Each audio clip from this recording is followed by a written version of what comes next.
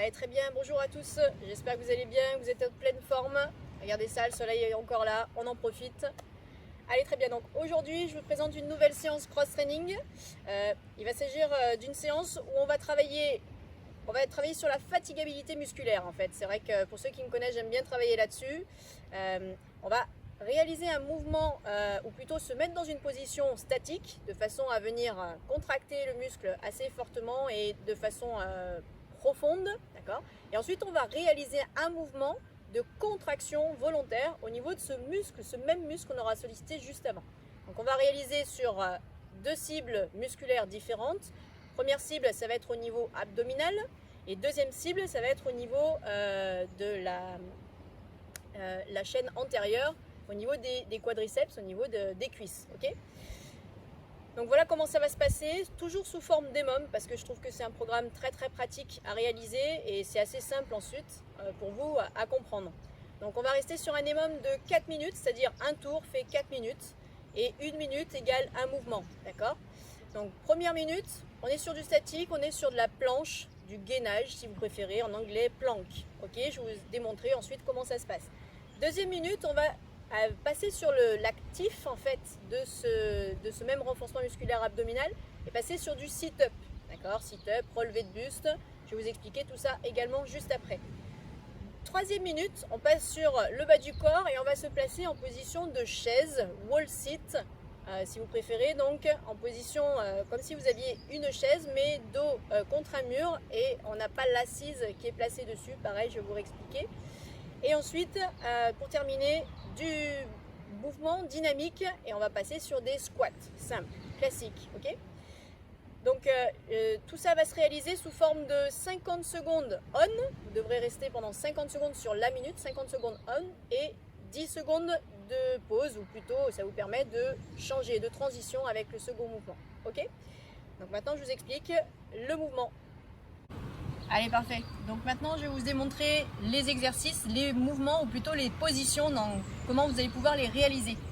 Donc, je vous ai dit, alternance de mouvements statiques et dynamiques sur un même groupe musculaire. On va commencer avec le groupe abdominal et donc on va se placer sur du gainage, la planche ou plutôt plank en anglais. Donc comment ça se passe? On se met face au sol, les deux mains bien en dessous des épaules, alignement corporel, toujours pareil, verticalement aligné, très important. Écart à peu près largeur épaule et au niveau des deux pieds, écart légèrement plus que les hanches. Vous pouvez complexifier un peu plus au niveau des pieds et vous placer en pieds joints, d'accord. Je vous expliquerai ensuite pourquoi. Donc dans cette position, on gaine. Le principe n'est pas seulement d'attendre et de retenir la descente, mais de venir vraiment réaliser une contraction volontaire abdominale de la sangle, d'accord. C'est-à-dire quand on est là, je vais essayer vraiment de venir contracter vraiment très fort au niveau de la sangle abdominale.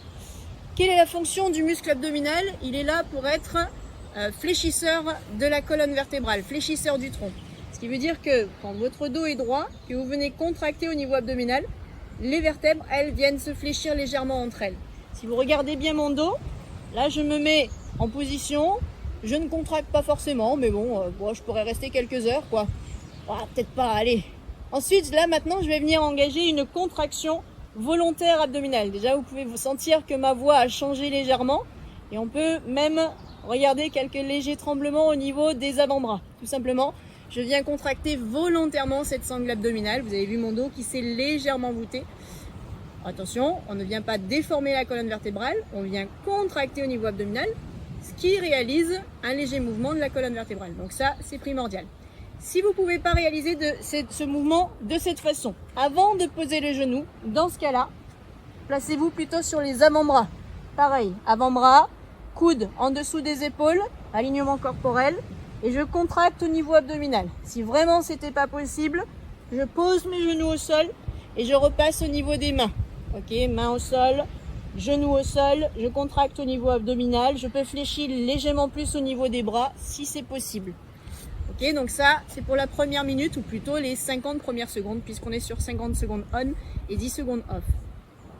Deuxième minute, on est sur du dynamique au niveau de la sangle abdominale. Donc, vous pouvez récupérer un petit coussin, un petit tissu que vous allez pouvoir venir mettre au sol. Vous allez le placer juste derrière votre bassin. au niveau de la naissance sacrale, sacrum. Vous regarderez sur internet, vous me direz quand on se verra. On contracte bien au niveau abdominal. On va simplement venir enrouler le dos pour descendre et enrouler le dos pour remonter. Donc pareil, vous aurez remarqué que mes deux genoux sont bien orientés vers l'extérieur. Les plantes de pied sont face à face, tout simplement pour essayer de venir engager principalement la sangle abdominale. Okay, si vraiment c'était compliqué de venir réaliser ce mouvement-là, dans ce cas-là, on va pouvoir faire intervenir nos fléchisseurs en mettant nos deux jambes fléchies, parallèles, écart à peu près largeur bassin, toujours pareil, alignement corporel. Je descends et lorsque je vais remonter, mes fléchisseurs vont aider ma ceinture abdominale à pouvoir réaliser ce mouvement-là. Okay, donc ça, pareil, vous devrez le réaliser pendant 50 secondes et ensuite vous aurez 10 secondes de transition pour réaliser la troisième minute que je vous explique maintenant. Ben alors, moi ça fait 50 secondes que j'y suis, je vais déjà arrêter. Alors voilà, les 50 secondes suivantes, c'est celle-ci. Position, ce qu'on appelle de wall sit, assis contre le mur. Ok. Donc, moi j'ai choisi un arbre puisque j'ai choisi de faire ces séances en extérieur, ou plutôt, on trouve ça plus sympa, plus sympathique, en tout cas pour cette activité cross-training. Donc là, vous allez vous mettre contre un mur, position assise. Vous voyez que mon bassin est à la hauteur de mes genoux et en dessous, je ne triche pas, c'est promis, je n'ai pas de petite planchette. Je vais rester comme ça pendant environ 50 secondes. Ensuite, je me redresserai pour réaliser la 4e minute. Lorsque vous êtes ici, interdit de relâcher le haut du corps. On ne se relâche pas comme ça, j'en connais déjà. Et vous m'entendriez d'ailleurs dire, je vais te mettre une carotte. Ok? Hop! Petit clin d'œil à quelqu'un, il se reconnaîtra. On contracte bien au niveau abdominal, on ouvre bien la cage thoracique. Et on reste en appuyant majoritairement par les talons au sol. Ok? Pour bien engager également la chaîne postérieure avec la chaîne antérieure. C'est tout bon? Donc ça, c'est pour la 3e minute. Et maintenant, on vient sur la 4e minute. Vous aurez 50 secondes à réaliser sous forme de squat. Squat, mouvement classique. Je fléchis sur mes deux jambes, je vais au sol. Ou plutôt, mon bassin se rapproche de ma ligne des genoux, puis je me redresse. Okay, je descends, je me redresse. Donc dans cette position-là, il faut qu'au niveau abdominal, bien sûr, vous soyez bien sécurisé pour aller solidifier toute la partie dorsale, lombaire, et ensuite que vous gardez bien l'ouverture de la cage thoracique. Lorsque vous venez réaliser votre squat, attention à ce que ça ne se transforme pas en flexion de hanche. C'est bien une flexion sur les genoux en prioritairement, avec un léger effacement du bassin sur l'arrière. Okay, ici, je descends, puis je me redresse. Enfin, dernière petite proposition, si le squat dans son amplitude maximale comme je viens de vous présenter est trop intense par rapport à des problèmes de genoux quelconques, dans ce cas-là, réduisez simplement l'amplitude. Toujours pareil, je fléchis un peu moins, puis je me redresse. Je fléchis un peu moins et je me redresse. Ok? Allez, maintenant, il n'y a plus qu'à.